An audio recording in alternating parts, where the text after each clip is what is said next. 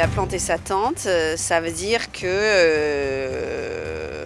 il a choisi son équipe et il va pas bouger. Planter sa tente, est-ce que c'est comme construire un mur? Je sais pas, poser le ballon au niveau du poteau de corner, je sais pas. Non. Ah, c'est quand tu oublies un rendez-vous avec la sœur de ta mère.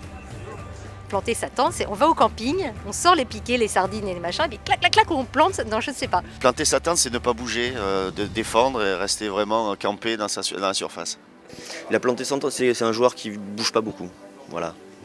Planter sa tente, c'est une expression souvent qu'on donne aux attaquants. C'est-à-dire que quand ils restent devant, souvent en position de hors-jeu, on dit écoute, arrête de planter ta tente, il faut que tu reviennes et que tu sois pas hors jeu. Planter sa tente, ça veut dire quelqu'un qui bouge pas beaucoup et qui a décidé que le ballon viendrait vers lui mais qu'il n'irait pas le chercher, quoi. Style un avant-centre qui reste dans la surface, dans un petit périmètre et qui attend que ça se passe et qu'il a planté sa tente parce qu'il reste constamment là et il attend le ballon.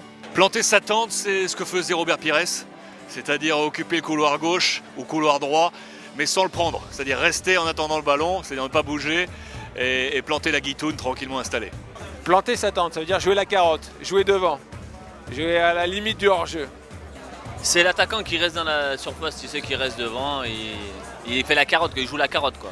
C'est souvent un attaquant de pointe qui se retrouve dans une surface de réparation, qui aime bien pas trop courir, c'est un peu un feignant, mais il est fort de la tête. Donc il plante sa tente dans la surface de réparation adverse et il attend que les ballons arrivent pour les utiliser.